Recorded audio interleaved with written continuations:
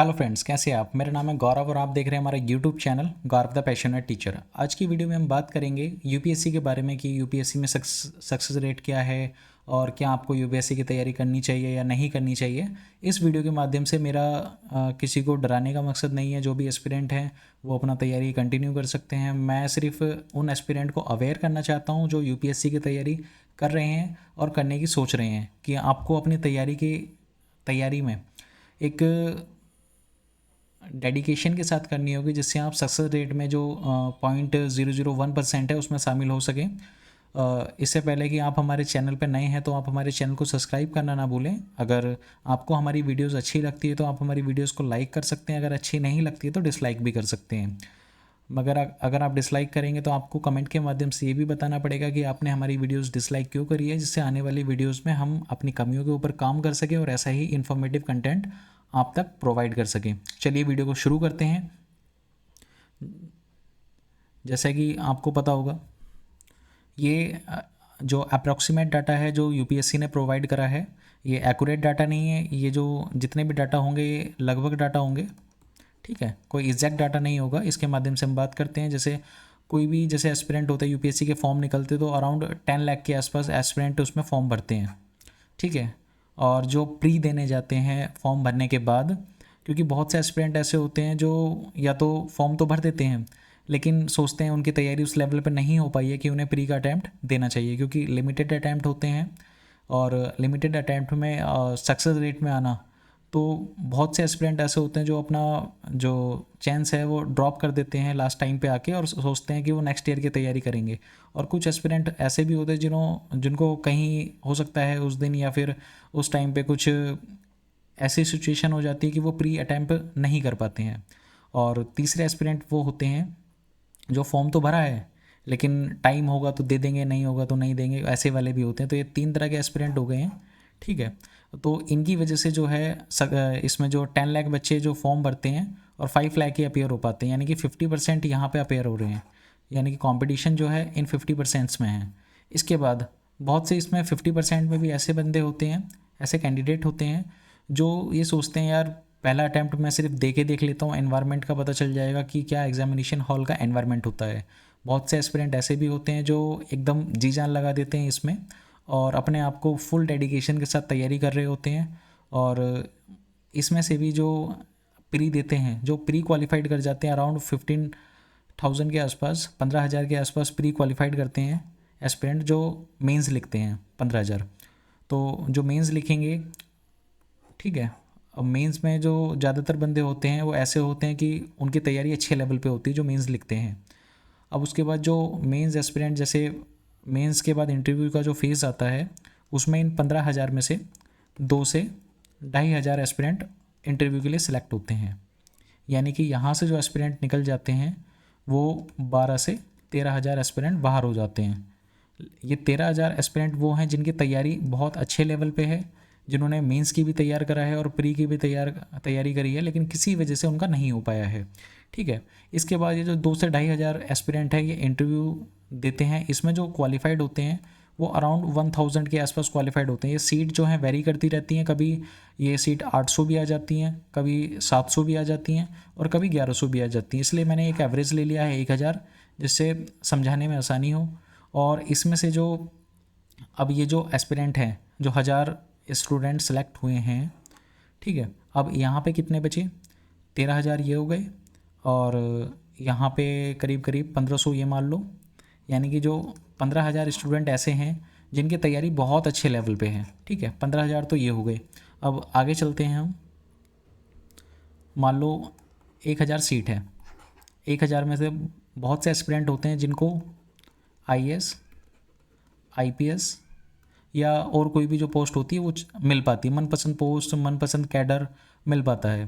तो मान लो आईएएस की जो सीटें आती हैं लगभग 100 के आसपास रहती हैं, 200 आईपीएस की रहती हैं, यानी कि 300 सीटें ये हो गई। यहाँ से जो 700 स्टूडेंट बचे हैं वो री अटैम्प्ट करते हैं अगली जो 1,000 सीटें आएंगी। मान लो ये 2022 में आई हैं, ठीक है। अब 2023 में जो रहेगा,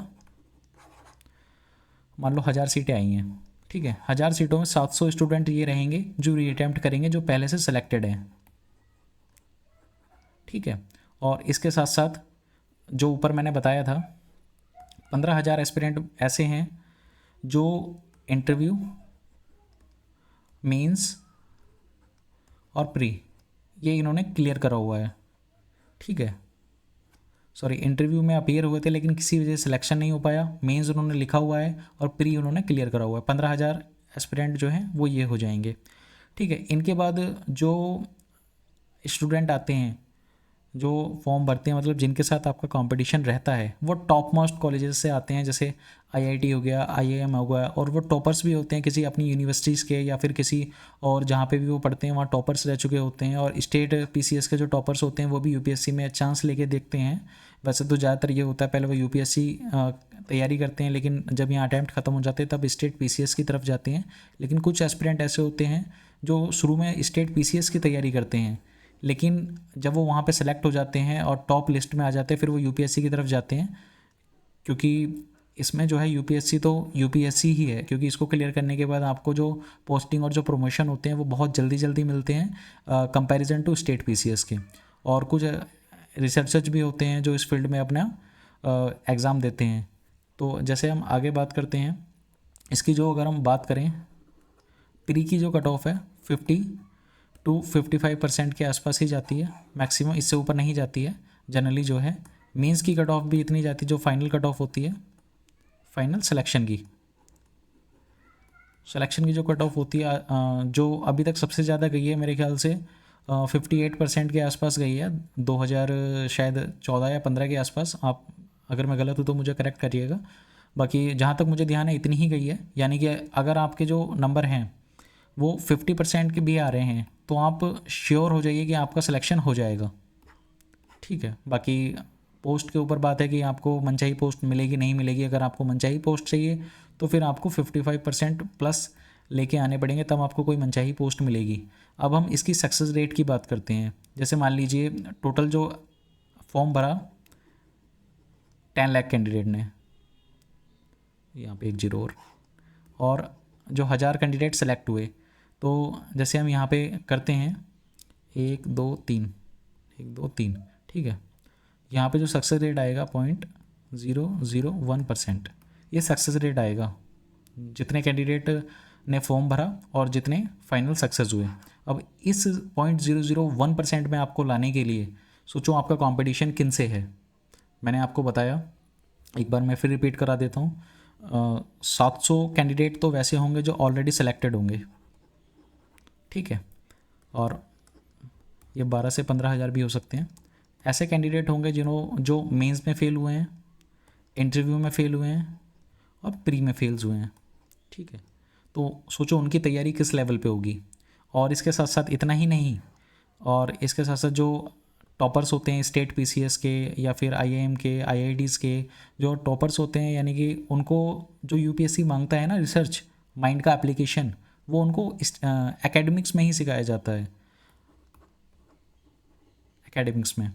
तो सोचिए वो कितने एडवांस होंगे। इन स्टूडेंट्स के साथ आपका कंपटीशन है और इनको टक्कर देने के लिए आपको 0.001% में आने के लिए मतलब इतनी डेडिकेशन के साथ मेहनत करनी पड़ेगी कि आप फिर कुछ और सोच ही नहीं सकते हैं। बाकी ये वीडियोस के माध्यम से मैं किसी को डराना नहीं चाहता हूँ, ये सिर्फ मैं अवेयर करना चाहता हूँ कि जो एस्पिरेंट तैयारी को हल्के में ले रहे हैं वो हल्के में ना लें। ये बहुत ही टफ कंपटीशन है और अपने आप को बिल्कुल डिसिप्लिन वे में अगर आप रह के चलते हैं, डिसिप्लिन वे में आप स्टडीज़ करते हैं, टाइम का सही यूटिलाइजेशन करते हैं, तो ये इतना मुश्किल भी नहीं है। बाकी आपको जैसा ठीक लगे, मेरा काम आपको बताना है। अगर आप अडॉप्ट कर लेते हैं तो डेफिनेटली एक बार में नहीं, 2 बार में नहीं, कभी ना कभी आपको सक्सेस ज़रूर मिलेगी। ठीक है, नहीं तो यूपीएससी में ऐसा होता है कि कब उम्र 18 से 28 हो जाती है ना, पता भी नहीं लगता कब आपके सारे अटैम्प्ट ख़त्म हो जाते हैं और फिर आप सिर्फ स्टेट पीसीएस की तरफ जाते हो और इतना सारा प्रेशर हो जाता है ना। जैसे अगर आप लड़के या लड़की दोनों से रिलेट कर सकते हैं, जैसे 18 से 28 आपने तैयारी स्टार्ट करी। अगर आप बहुत ब्रिलियंट स्टूडेंट है तो आप 18 साल में तैयारी स्टार्ट कर देंगे। अगर ब्रिलियंट नहीं है, एवरेज स्टूडेंट है, तो 21 से 22 साल की एज में तैयारी स्टार्ट करते हैं बहुत सारे स्टूडेंट, जिनका कोई बैकग्राउंड अच्छा नहीं होता, जिनको कोई गाइडेंस देने में नहीं होता। जिनको गाइडेंस प्रॉपर रहती है वो 18 साल से स्टार्ट कर देते हैं, तो इसलिए वो जल्दी सक्सेस हो जाते हैं लाइफ में। बाकी अगर आप तैयारी करते रहते हैं, फिर एक टाइम पे क्या होता है, जब आपके अटैम्प्ट ख़त्म होने लगते हैं, घर वालों से विश्वास उठने लगता है कि पता नहीं सिलेक्शन होगा भी नहीं होगा। फिर लड़कियों पे तो शादी का प्रेशर आता है, लड़कों पे नौकरी का प्रेशर आता है कि कोई नौकरी करो।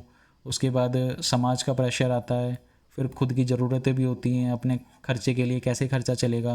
मतलब यही है टोटल। अगर आपको सही डायरेक्शन में मिल जाए टाइम पे, तो आप सही डायरेक्शन से आगे जा सकते हैं। अगर नहीं मिलेगी तो यही है। बाकी सक्सेस रेट मैंने आपको बता ही दिया, तो मैं तो यही कहूँगा, आप पैशनेट रहिए अपने गोल के लिए, बस मेहनत करते रहिए। बाकी वो कहते हैं ना, एक मोटिवेशन कोट से मैं एंड करना चाहूँगा अपनी वीडियोस को, जैसे थोड़ा और पढ़ लो, आईएएस बाबू।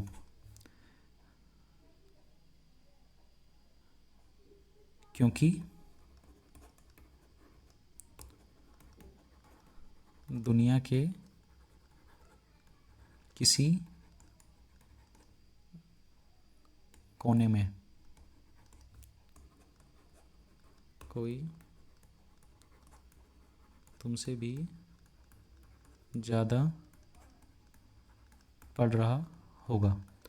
इस कोटेशन से आप समझ सकते हैं, थोड़ा और पढ़ लीजिए आईएएस बाबू, क्योंकि दुनिया के किसी कोने में कोई तुमसे भी ज़्यादा पढ़ रहा होगा। ये समय किसी के लिए नहीं रुकता है। अगर आप मेहनत करोगे, समय का सही यूटिलाइजेशन करोगे, तो आपका सिलेक्शन होगा। अगर आप नहीं करोगे तो ऐसा तो है नहीं सिलेक्शन नहीं होगा। हर साल यूपीएससी 1000 स्टूडेंट सेलेक्ट करती है। अब आपको ये देखना है कि आप किस साल इन 1000 में सेलेक्ट होते हो।